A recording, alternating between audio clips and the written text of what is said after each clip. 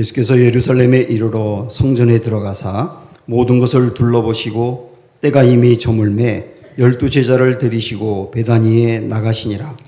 이튿날 그들이 베다니에서 나왔을 때 예수께서 시장하신지라. 멀리서 잎사귀 있는 한 무화과 나무를 보시고 혹 그 나무에 무엇이 있을까 하여 가셨더니 가서 보신즉 잎사귀 외에 아무것도 없더라. 이는 무화과의 때가 아님이라. 예수께서 나무에게 말씀하여 이르시되 이제부터 영원토록 사람이 내게서 열매를 따먹지 못하리라 하시니 제자들이 이를 듣더라. 그들이 예루살렘에 들어가니라. 예수께서 성전에 들어가사 성전 안에서 매매하는 자들을 내쫓으시며 돈 바꾸는 자들의 상과 비둘기 파는 자들의 의자를 둘러 엎으시며 아무나 물건을 가지고 성전 안으로 지나다님을 허락하지 아니하시고 이에 가르쳐 이르시되 기록된 바 내 집은 만민이 기도하는 집이라 칭함을 받으리라고 하지 아니하였느냐. 너희는 강도의 소굴을 만들었도다 하시매 대제사장들과 서기관들이 듣고 예수를 어떻게 죽일까 하고 꾀하니 이는 무리가 다 그의 교훈을 놀랍게 여김으로 그를 두려워함일러라. 그리고 날이 저물매 그들이 성 밖으로 나가더라. 그들이 아침에 지나갈 때 무화과 나무가 뿌리채 마른 것을 보고 베드로가 생각이 나서 여짜오되 라삐여 보소서 저주하신 무화과 나무가 말랐나이다. 예수께서 그들에게 대답하여 이르시되 하나님을 믿으라. 아멘. 토저라고 하는 목사님이 계신데요. 이분이 이런 말을 했습니다. 현대 교회가 이야기하는 하나님은 사람을 놀라게 하는 일이 없다.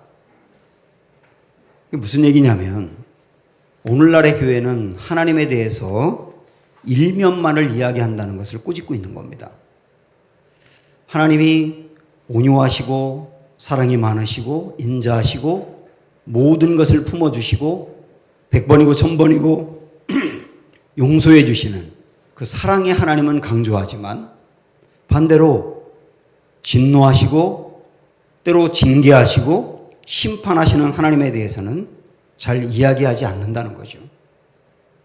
물론 진노하시고 징계하시고 무서운 하나님을 그렇게만 알고 있는 것도 신앙의 문제는 있습니다. 저는 어릴 적부터 교회 안에서 아주 율법적인 교육을 받았기 때문에 하나님이 되게 무서웠어요. 늘 하나님 생각하면 두려웠습니다. 주일날 교회에 예배를 빠진다는 것은 있을 수 없었거든요. 그래서 초등학교 5학년 때 선생님이 주일인데도 교회를 나오라고 했을 때 저 혼자만 빠졌습니다. 그리고서 죽도록 맞았어요. 근데 저는 선생님보다 하나님이 더 무서웠어요. 그것이 저에게도 신앙에 도움이 된 것은 분명히 있지만 그러나 하나님을 무섭게만 생각하는 건 문제가 있더라고요. 반대로 하나님의 사랑에 대해서만 생각하는 것도 신앙이 병들 가능성이 있습니다. 하나님의 두 가지 모습을 같이 알아야 되거든요. 사랑의 하나님도 알아야 되지만 무서운 하나님도 알아야 됩니다. 구약에 보면 하나님이 자기 백성 이스라엘을 죄가 많을 때 다른 나라에 넘겨주어서 아예 다른 나라의 나라가 망하고 포로가 되게 합니다. 무서운 하나님이죠. 예수님도 종교 지도자들에게 이 독사의 자식들아 그러면서 꾸중을 하셨어요. 헤롯 왕에 대해서는 여우새끼라고 욕을 한 적도 있습니다. 때로 우리 예수님도 하나님도 무섭게 화를 낼 때가 있거든요. 이 두 가지 모습을 같이 알아야 된단 말이죠. 그래서 하나님은 사랑의 하나님이지만 또 어떤 때는 거룩한 하나님입니다. 우리 하나님은 용서하는 하나님이지만 또한 징계하시는 하나님도 되십니다. 우리 하나님은 넓은 품으로 다 품어주시지만 어떤 때는 마음을 닫으시기도 합니다. 이 두 가지의 상반된 모습을 다 알아야 된다는 얘기죠. 오늘 우리는 그 중에서 때로 진노하시고 화를 내시는 하나님, 무서운 하나님, 그 모습을 마가복음 11장 예수님의 모습을 통하여 보려고 합니다. 우리 예수님이 마구마구 화를 내시거든요. 의분에 떠셨다고 볼 수 있죠. 왜 화를 내시는가? 이걸 아는 것도 신앙이 중요한 부분이에요. 11절 먼저 보시면 예수께서 예루살렘에 이르러 성전에 들어가사 모든 것을 둘러보시고 때가 이미 저물매 12제자를 들이시고 베다니에 나가시니라 이렇게 말씀합니다. 우리 이 말씀은 예수님이 십자가에 못 박혀 돌아가시기 바로 며칠 전 일요일에 있었던 일입니다. 그날에 우리 예수님이 예루살렘의 성전을 둘러보셨어요. 그 성전은 얼마나 엄청나게 큰 것이었느냐면 길이가 500m가 됐습니다. 그리고 폭은 300m나 되는 굉장히 큰 성전이었거든요. 그 성전을 구석구석 우리 예수님은 둘러보셨을 겁니다. 그리고 저물었다 이렇게 나오는데요. 물론 이 저물었다는 말은 시간이 저녁 때가 되었다는 의미도 있지만 예수님이 둘러본 예루살렘 성전이 저물었다라고 하는 것을 보여주는 거예요. 그래서 우리 예수님이 그 성전에서 나오십니다. 그 말은 저물어가는 성전에 우리 예수님이 있고 싶지 않았다는 거예요. 그것을 보여주는 것이죠. 그 다음에 우리 예수님은 하루 지나 월요일 날 아침에 한 무화과 나무를 보셨어요. 네, 어떠했는가 보십시오. 이튿날 그들이 베다니에서 나왔을 때에 예수께서 시장하신지라 멀리서 잎사귀 있는 한 무화과 나무를 보시고 혹 그 나무에 무엇이 있을까 하여 가셨더니 가서 보신즉 잎사귀 외에 아무것도 없더라. 이는 무화과의 때가 아닙니다. 우리 예수님이 아침 식사를 안 하셨는지 시장하셨던 것 같아요. 그래서 욕이라도 할 생각으로 무화과 나무가 보여서 가까이 가신 겁니다. 잎이 무성했어요. 열매가 있는 줄 알았어요. 근데 가봤더니 열매가 없는 겁니다. 그런데 이 말씀의 끝에 보면 이는 무화과의 때가 아님이라 그랬어요. 무화과 열매를 맺을 때가 아니기 때문에 무화과 열매가 없다는 이야기거든요. 좀 이상하지 않습니까? 때가 아니라서 열매가 없는데 그 열매를 거기서 구했다는 게 이상하잖아요. 무엇을 얘기하느냐면 원래 이스라엘의 그 무화과 나무는 6월이나 7월 지금 우리나라 정도 요때 무화과 열매를 맺습니다. 그런데 그 전에 4월 6월절 기간인 4월경에 조그만한 혹이 먼저 생겨요. 혹. 이 혹을 탁쉬라고도 하고 파게라고도 합니다. 이 지명 중에 벳파게라고 하는 지명이 있는데요. 그게 원래 벳파게거든요. 이 파게라고 하는 말이 첫 번째 무화과 나무라고 하는 의미가 있거든요. 그래서 벳파게는 첫 번째 무화과 나무가 열리는 집, 뭐 그런 의미가 있습니다. 이 파게라고 하는 게 무화과 나무에 열리는 혹 같은 걸 말하는 거예요.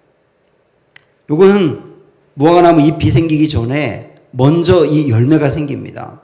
그리고 이 열매는요, 작지만 먹으면 달기 때문에 요기를 할 수 있어요. 그리고 요 파게를 따 주어야 나중에 튼실한 열매를 맺습니다. 다 땁니다. 그래서 예수님 그걸 드시는 거 괜찮은 거예요. 그리고 파게가 생기면 혹이 있으면 반드시 그 해에는 무화과 나무 열매를 맺습니다. 그러나 반대로 파게가 없으면 그 해에는 무화과 열매를 맺을 수가 없는 겁니다. 우리 예수님이 그 나무에서 무엇을 먹을까 하고 봤다는 것은 파게를 말하는 거예요. 그게 없었다는 거예요. 저는 이 파게를 싹수라고 해석을 하거든요. 싹수. 우리가 애들 보면서 쟤는 참 싹수가 보인다. 저놈의 새끼는 싹수가 노랗다. 뭐 그런 얘기를 하잖아요. 그 완성된 건 아니라 하더라도 어릴 적에 보이는 모습을 보면 미래가 보인다 그 얘기잖아요.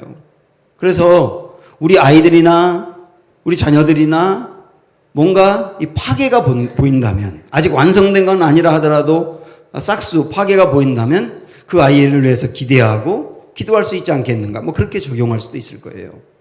어쨌든 우리 예수님은 그 무화과 나무 열매에서 무엇이 있을까 하고 파괴를 보았지만 없었다는 겁니다. 그래서 이 나무를 보고 우리 주님이 일종의 저주를 하세요. 14절 보세요. 예수께서 나무에게 말씀하여 이르시되 이제부터 영원토록 사람이 내게서 열매를 따먹지 못하리라 하시니 제자들이 이를 듣더라.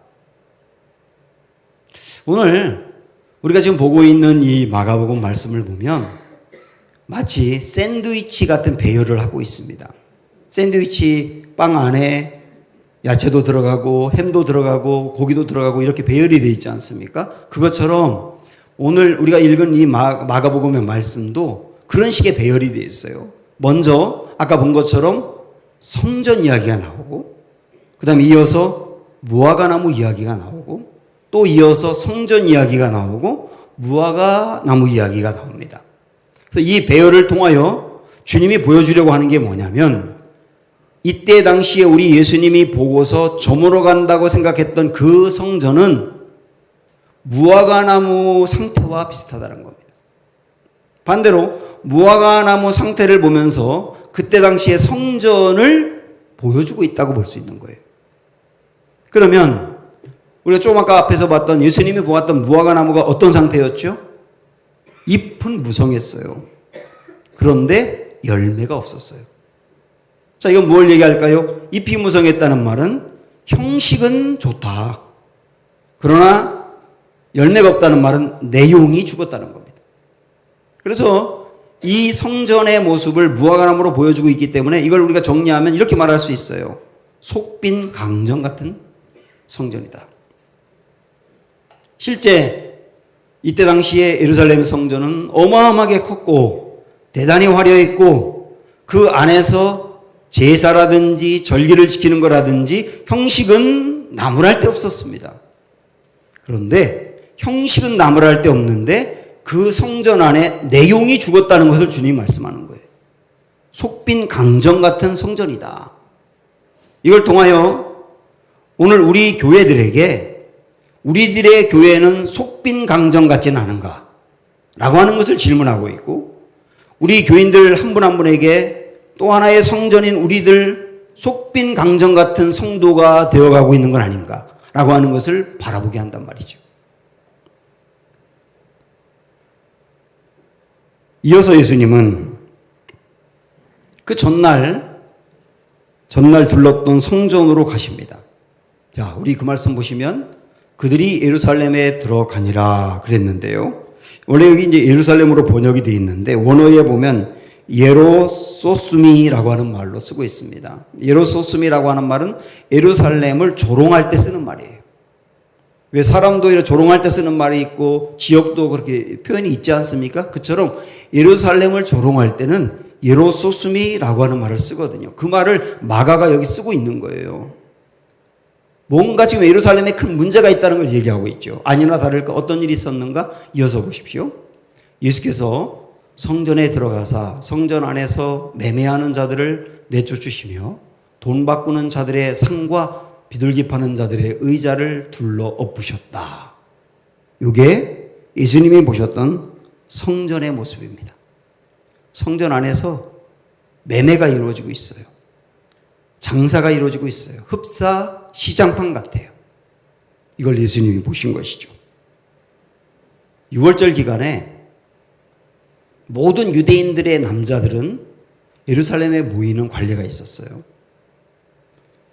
예루살렘으로 오면 성전으로 가는데 성전에 들어가기 위해서 성전세라고 하는 것을 냈습니다.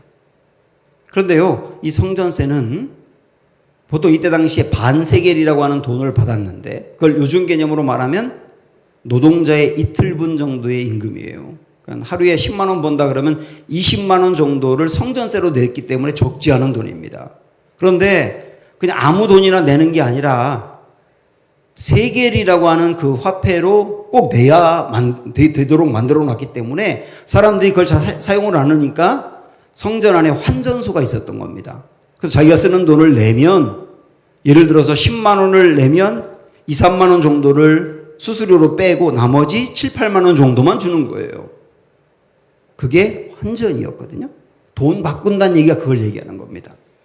그런데 이때 당시에 이를 기록한 문서 중에 6월절 기간에 이 유대인 남자들 100만 명 정도가 예루살렘에 모였다고 기록하고 있거든요. 여러분 생각을 해보십시오. 100만 명이 성전세를 내야 되는데 거기에 다 2, 3만 원 정도를 빼고 수수료로 받았다 그러면 그 돈이 얼마겠냐고요. 어마어마한 돈들이 제사장들에게 흘러갔던 거예요. 이 모습을 우리 예수님이 보신 거예요.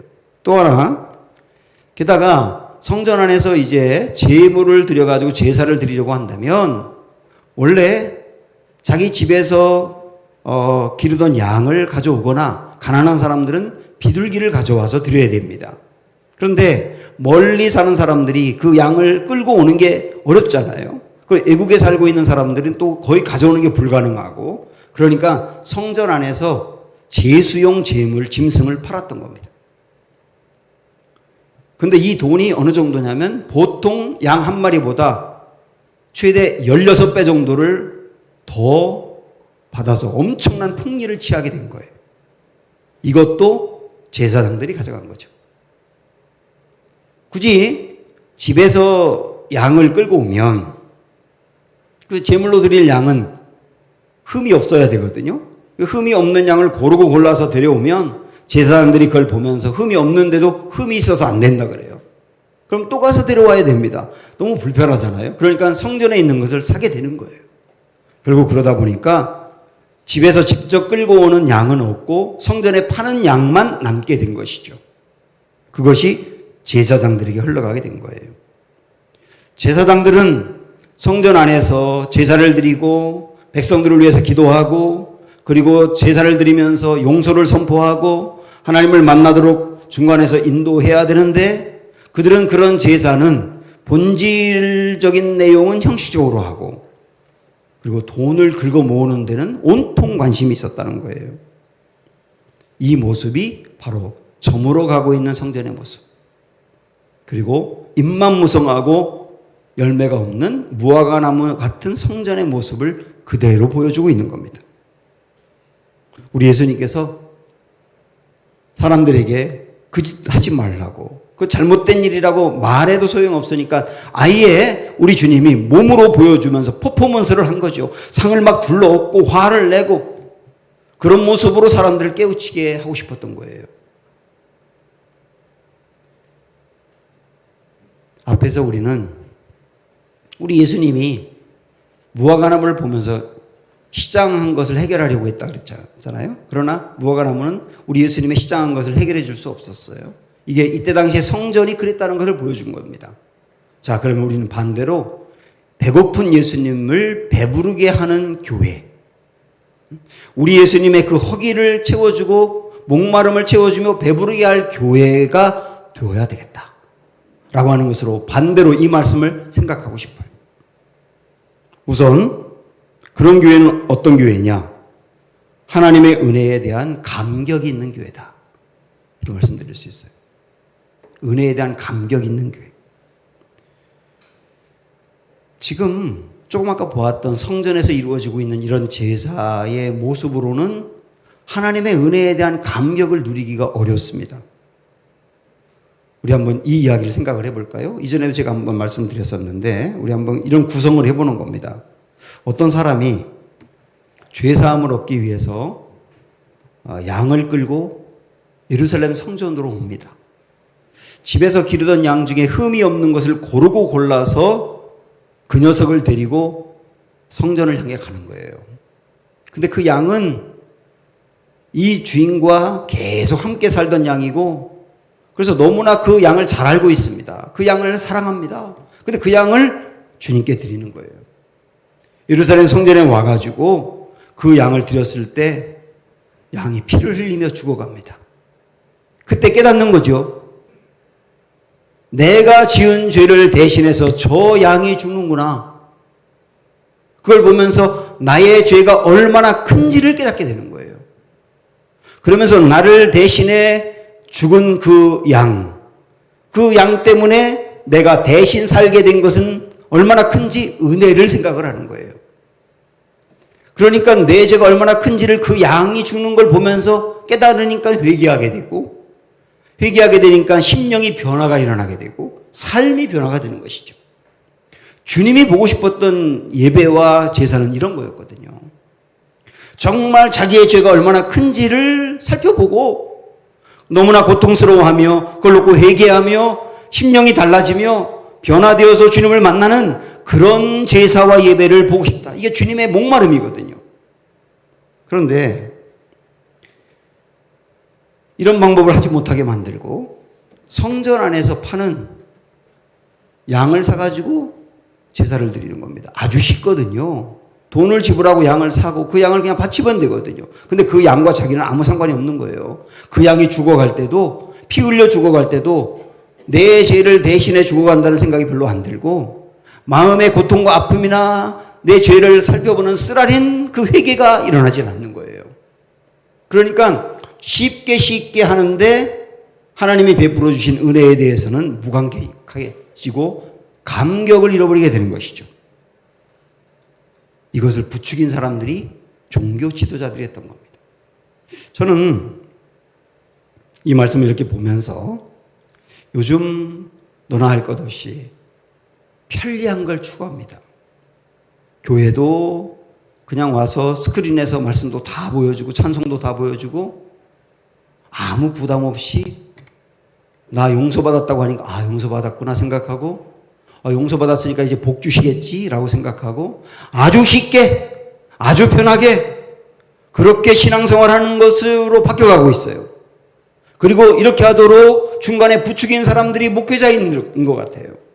저는 이 말씀을 그래서 회개하는 마음으로 보았고, 목회자들이 이때 당시에 제사장들이 성도들의 신앙에 감격을 잃어버리게 한 것처럼 오늘날 목회자들이 그러고 있지는 않은지 정말 회개하게 되었어요. 만약에 오늘날의 교회가 그렇다면 예수님이 보았던 성전과 우리 교회는 다를 바가 없고, 그 성전에 그렇게 만들어버린 종교 지도자들과 목회자들이 다를 바가 없고, 그 성전을 보면서 화를 내면서 고통스러워했던 우리 예수님이 오늘날 우리 교회들을 보면서 화를 내시지 않겠는가 하는 겁니다. 우리 이전에 읽었던 책 중에 십자가라고 하는 책이 있는데 거기서 성도 중엔 두 부류가 있다. 한 부류는 정문을 통해서 들어가는 성도가 있는가 하면 한 부류는 담치게 하는 성도가 있다. 그런 말이 있었어요. 누가 담치게 하는 성도냐?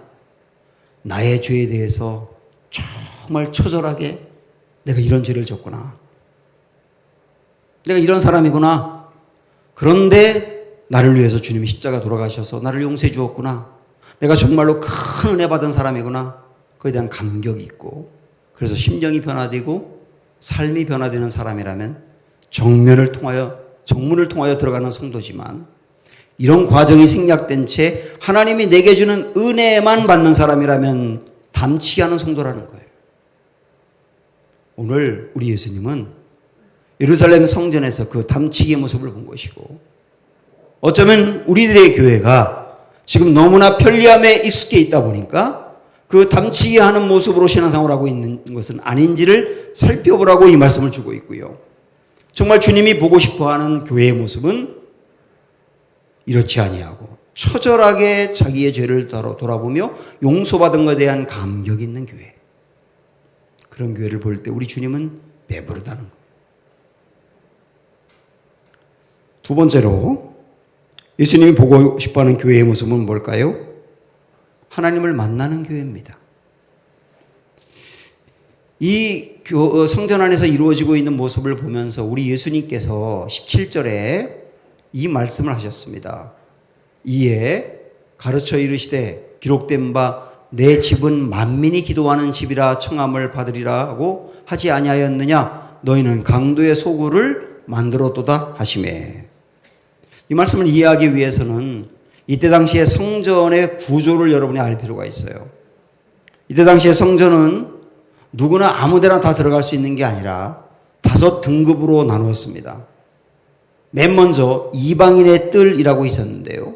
거기는 유대인은 아니면서 하나님을 믿는 이방인들만 들어가서 예배를 드리고 하나님을 만날 수 있는 곳이었어요.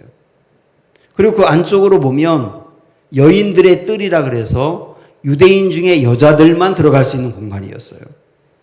그리고 더 안쪽으로 들어가면 유대인의 뜰이라 그래서 유대인 중에 남자들만 들어갈 수 있는 곳이었고요. 그리고 더 안쪽으로 가면 성소가 있었는데 거기는 제사장만 들어갈 수 있었고, 성소에서도 가장 그 끝에 지성소가 있었는데 거기는 제사장 중에서도 대제사장만 들어갈 수 있었습니다. 이렇게 5등급으로 쭉 나눠져 있었거든요.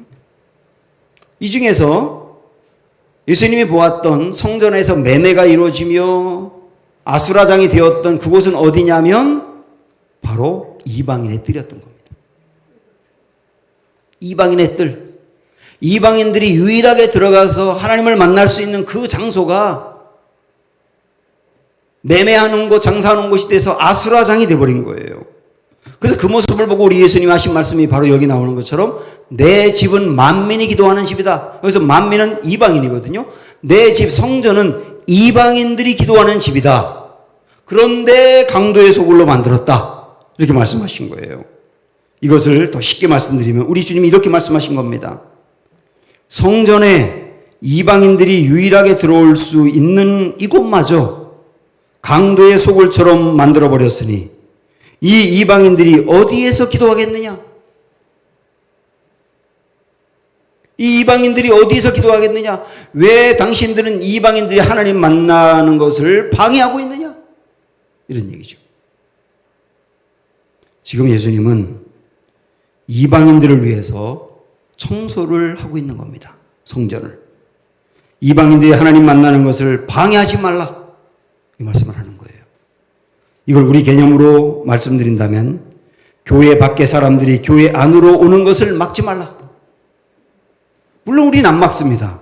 교회 밖의 사람들이 교회에 온 것을 당신 오지 마세요. 이렇게 말하는 사람이 누가 있겠어요. 그러나 오늘날 우리 교회의 모습이 교회 밖의 사람이 오지 못하는 분위기가 아니냐.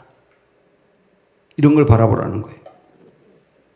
죄 많은 이들도 교회가 아니면 어디에서 새로워질 수 있느냐. 그들이 올 수 있도록 교회의 문턱을 낮추어라.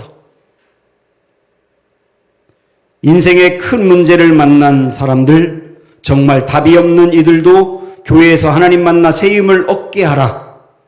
그들이 오는 길을 방해하지 말라. 이방인들도 교회를 통해 하나님을 만날 수 있다. 그 길을 교회는 활짝 열어두어야 한다. 이렇게 주님 말씀하시는 거예요. 교회는 하나님을 만나는 곳입니다. 이것이 성전을 우리에게 주신 가장 중요한 이유예요. 그렇다고 한다면 우리들 한 명 한 명도 다 성전이거든요. 자, 그럼 우리의 생각을 해보는 겁니다. 내가 성전인데 내가 하나님 만나도록 나아가야 되는데 하나님 만나지 못하도록 방해하는 것은 내 안에 무엇인가 하는 거예요. 지금 내 안에 하나님 만나야 되는데 그러나 하나님께 더 나아가고 하나님 만나도록 해야 되는데 그걸 방해하고 있는 것이 내 안에 있다는 거예요. 그게 무엇인지를 찾아보라고 주님 말씀하는 겁니다. 무엇이 있을까요? 종교적인 형식과 체면, 그럴 수도 있고 세상에 빼앗겨버린 마음, 지나치게 분주한 것, 반대로 지나치게 게으른 것, 그리고 편리함의 유혹, 이 모든 것들이 하나님께 나아가 하나님을 만나도록 하지 못하게 방해하는 것이 된단 말입니다. 특별히 성전은 만민이 기도하는 집이라 그랬습니다. 기도하는 집을 강조한 거예요. 기도라고 하는 것은 우리가 하나님을 만나는 가장 중요한 길이라는 겁니다. 내가 하나님 앞에 나아가서 내 마음을 드리고 하나님의 말씀을 들으며 그렇게 하나님을 만나도록 하나님이 주신 가장 중요한 통로가 기도입니다. 그런데 우리 생각하는 거예요. 기도를 통하여 하나님 만나야 되는데 지금 나의 삶에서 나의 마음에서 하나님께로 나아가 기도하지 못하도록 막고 있는 것은 무엇이냐.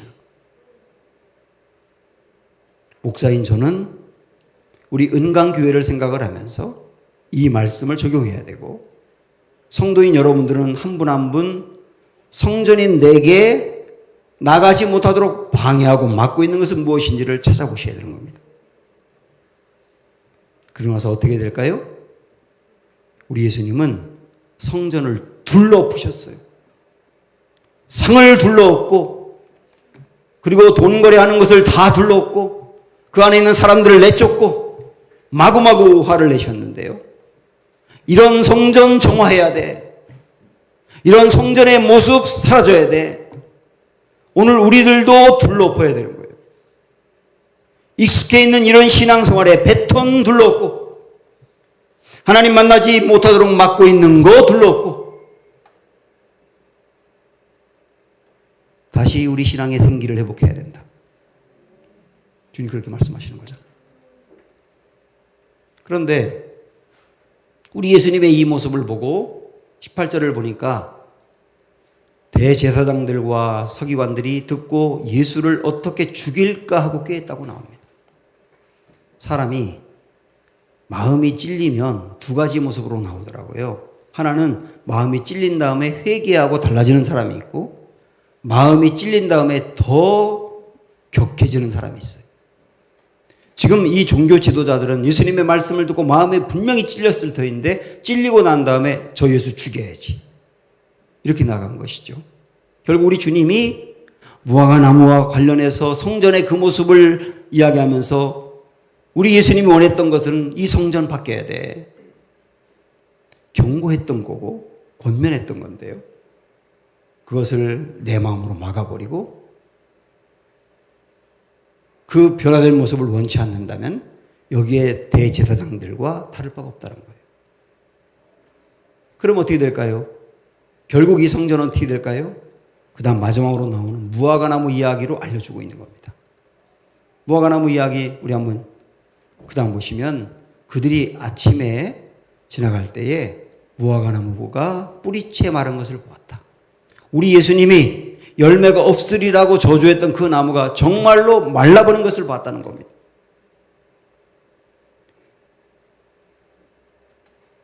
우리 예수님이 경고했던 이 성전, 우리 예수님의 경고대로 변화되지 아니하면 이 성전도 무화과나무처럼 이렇게 말라버릴 거야, 이렇게 말씀하신 것이죠.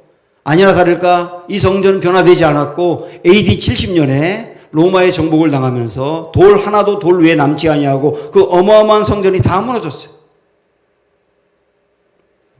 베드로가 이 나무를 보고 놀라자 우리 예수님께서 마지막으로 말씀하셨습니다. 베드로가 생각이 나서 여짜오되 라삐여 보소서 저주하신 무화과나무가 말랐나이다. 예수께서 그들에게 대답하여 이르시되 하나님을 믿으라. 무슨 말일까요? 이런 무화과나무 같은 성전 그대로 두면 안 돼. 바뀌어야 돼. 정화해야 돼. 둘러엎어야 돼. 이렇게 말씀하시면서 그렇게 하지 않을 때 무화과나무가 마른 것처럼 정말로 우리의 신앙생활이 성전이 마를 수 있어. 그 말씀을 믿으라는 거예요. 그 말씀을 믿으라. 반대로 우리가 이 신앙의 본래적인 모습을 회복하기 위해서 우리 교회가 그렇게 달라지고 우리 신앙의 성도들이 한 분 한 분 마음이 바뀐다면 그러면 그 교회 살아날 거야. 그 말씀도 믿으라는 거예요. 우리 예수님은 무화과나무를 보면서 배고프셨거든요. 그리고 시장한 것을 채우고 싶었거든요. 그러나 그 시장을 채워주지 못했습니다. 그때 당시에 교회가 그랬다는 거죠. 그러나 우리 주님은 오늘 우리들의 교회를 보면서 내 배고픔을 이 교회에서 채우고 싶다. 우리 은강교회에서 채우고 싶다. 여러분의 심령 속에서 채우고 싶다. 말씀하십니다. 주님을 배부르게 할 수 있는 교회가 되기를 소망합니다.